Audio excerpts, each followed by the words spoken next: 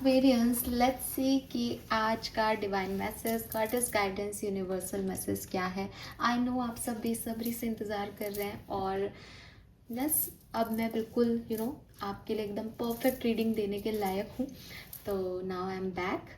तो let's see, आज का दिन है 14 जून 2026 का, 14 जून 2026। आज का divine message, goddess guidance and universal message क्या है, अभी आपको क्या सुनने की ज़रूरत है, ये हम देखते हैं। ओके, ऑल राइट एक्वेरियस, तो जैसे देखते हैं वैसे ही देखेंगे। सबसे पहले देखते हैं आपके ओवरऑल डे की एनर्जी क्या रहेगी आज के दिन। सन, मून, वीनस, राइजिंग एक्वेरियंस के लिए रीडिंग है। अगर आप कुंभ राशि को, एक्वेरियस साइन को अपनी राशि मानते हैं किसी भी तरीके से, अपने लग्न चार्ट से, या आपका फेथ है, आपको लगता है नाम से आपकी राशि कुंभ है, ये रीडिंग आपके लिए है। ओके, टैरो एनर्जी पे डिपेंड करता है। तो अगर आप इंटेंशन डाल के इस रीडिंग को अपनी मान के सुनते हैं तो इसके मैसेज डेफिनेटली आपको जो है वो रेजोनेट करेंगे।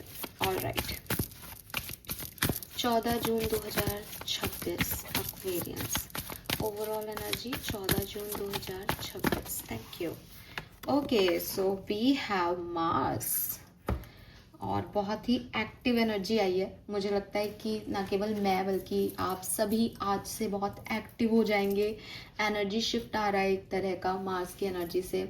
अगर बहुत एक स्टक एनर्जी में थे, एक ऐसी एनर्जी में थे कि भाई रुकी भी है लाइफ में, कुछ हो नहीं रहा है, कुछ चल नहीं रहा है, कुछ बोर लग रहा है, तो कोई एक्शन या तो आपकी लाइफ में कोई और ले रहा है या आप एक्टिव हो रहे हो, आप एक्शन ले रहे हो, बट हलचल हो रही है। अब ऐसी स्टक एनर्जी नहीं है, अब वेव्स जो हैं वो आगे बढ़ रही हैं। सो मार्स एनर्जी से कहीं ना कहीं एक्टिवनेस भी आती है, प्लस अगर किसी पर्टिकुलर सिचुएशन में आपको ऐसा लगता है कि हम तो एक्टिव ही हैं, तो एक ऑब्सेशन आ सकता है एक्वेरियस कि नहीं साहब मेरे को तो ये करना ही है। एक जिद आ सकती है, मतलब अति में हर चीज़ बुरी है। एक तो ये है कि भाई कुछ हो नहीं रहा तो मैंने कुछ कर लिया, लेकिन हो भी रहा है, चल भी रहा है, लेकिन मुझे तो एक जिद आ गई कि नहीं मुझे तो इसको अभी करना है, पूरा ही करना है। तो वो वाली एनर्जीज भी हो सकती हैं काफ़ी लोगों की। एंगर इश्यूज का थोड़ा सा ध्यान रखना चाहिए आज आपको। उन लोगों के लिए दिन बहुत अच्छा है जो कुछ कर नहीं पा रहे थे, जो एक्शन नहीं ले पा रहे थे, जिनकी लाइफ में कुछ हो नहीं रहा था। लेकिन उन लोगों के लिए दिन ठीक नहीं है जो ऑलरेडी ओवर एनर्जाइज हैं। उनकी लाइफ में फिर वही बात है कि चीज़ें खराब कर लेंगे वो अपनी ओवर डूइंग से। तो थोड़ा सा इस चीज़ का आपको ध्यान रखना चाहिए। अपने कम्युनिकेशन का ध्यान रखें।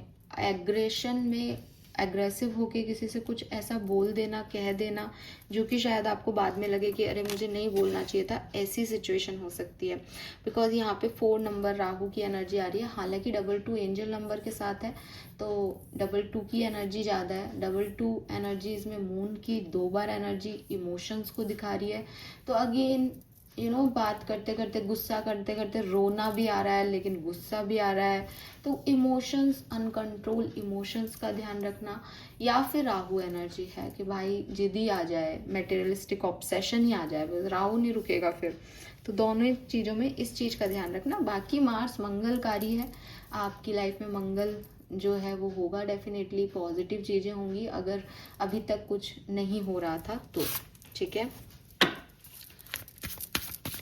अगर आपके मंगल की महादशा चल रही है, या आप मांगलिक हो, या आपको ऑलरेडी पता है कि भाई मुझे तो गुस्सा ज़्यादा ही आता है, या मेरे तो आजकल कुछ गड़बड़ी हो रही है, तो आप रेड कलर को अवॉइड करना। आज रेड मत पहनना गलती से भी, और फायर से भी दूर रहना, क्योंकि आपके अंदर ही बहुत सारा फायर है। सपोर्ट,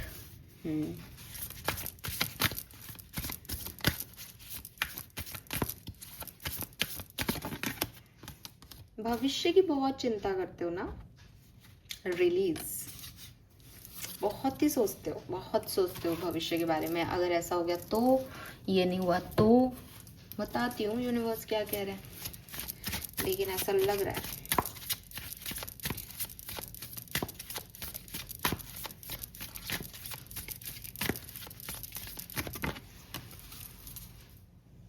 ओके, सो मैसेज क्या है एक्वेरियस आपके लिए। देखो, यहाँ पे रिलीज और सपोर्ट का कार्ड है। अब भविष्य की चिंता बताऊं क्या हो सकती है आप में से काफी लोगों के लिए, कि आप कुछ चीजों को सिर्फ इसलिए पकड़े हुए हो अपनी लाइफ में, या कुछ सिचुएशंस को सिर्फ इसलिए डील कर रहे हो क्योंकि आपको लगता है कि अगर मैंने इसको ऐसे डील नहीं किया तो आगे चल के ये और भी वर्स हो जाएगा। ये आपका थिंकिंग प्रोसेस है। अब वर्स हो जाएगा, इसमें मैं ये नहीं कह रही कि साहब वो वर्स नहीं होगा और आपको छोड़ देना चाहिए, वो ये यूनिवर्स नहीं कह रहा। यूनिवर्स सिर्फ ये कह रहा है कि सिर्फ किसी चीज को इसलिए थाम के रखना क्योंकि आपका भविष्य उसके बिना आपको वैसा नहीं लगता जैसा आप मतलब एक सेल्फिश मोटो की वजह से आप ऐसा कर रहे हो। तो किसी भी चीज के सेल्फिश होकर के किसी चीज को पकड़ लेने से आपको अच्छा आउटकम मिलेगा। सेल्फिश होके सेल्फिश इंटेंशन से कोई काम किया जाए, क्या उसके अच्छे आउटकम आएंगे? क्या कर्मा की थ्योरी ये है?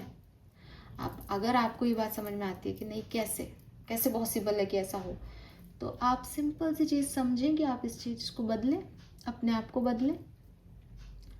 ठीक है। सो यूनिवर्स आपको यही कह रहे हैं कि फ्लो के साथ बहुत सारी चीज़ें आपकी लाइफ में आती हैं और बहुत सारी चीज़ें आपकी लाइफ से छूटती हैं। जितना चीज़ों की आने की इम्पोर्टेंस होती है उतना ही चीज़ों के जाने की भी इम्पोर्टेंस होती है। जब तक आपकी लाइफ से आप चीज़ों को रिलीज़ नहीं करोगे, आपकी लाइफ में एक न्यूनेस, एक न्यू फ्लो नहीं आएगा।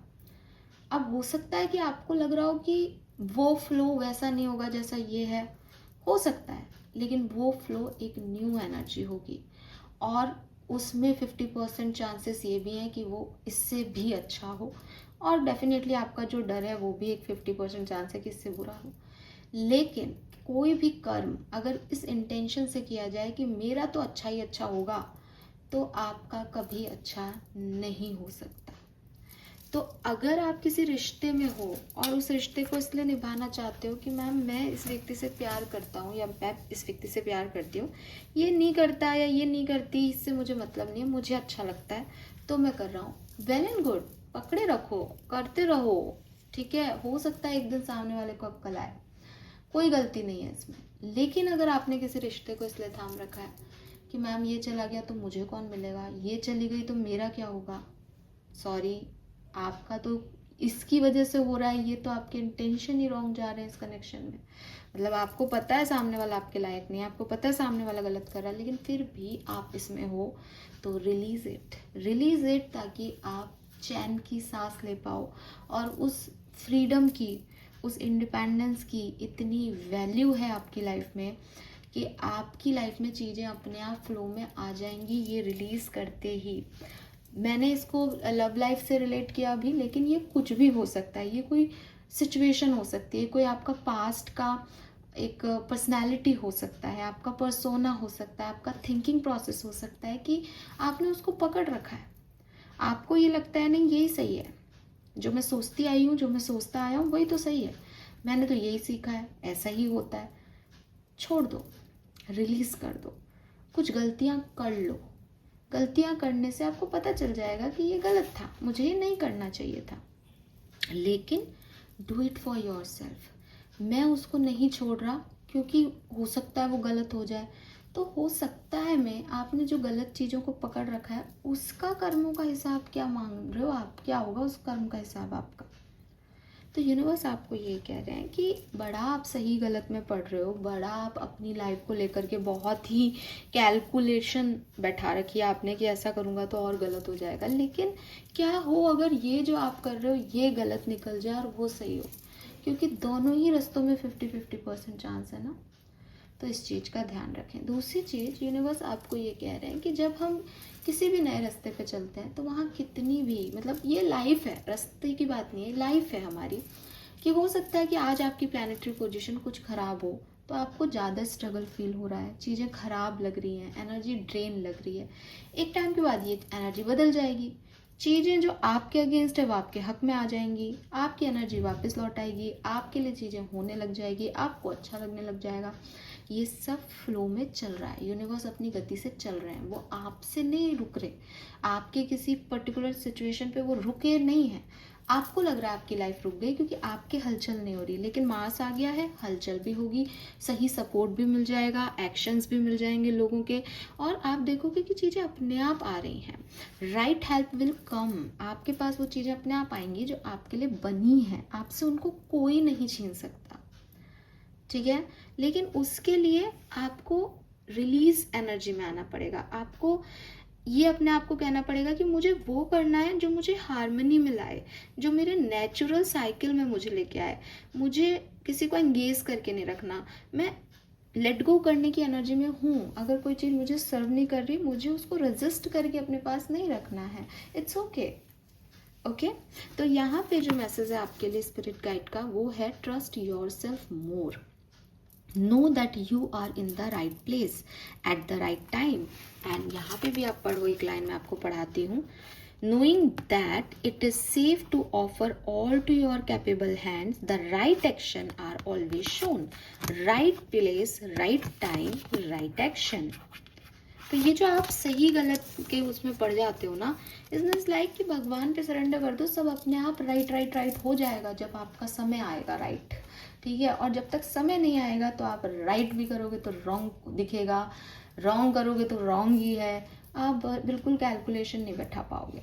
तो राइट टाइम पे right action, right help Aquarius आपको मिलेगी at the right time. Opportunities will present themselves to you when they are meant to, all in divine timing. Get excited about the future again instead of fearing it.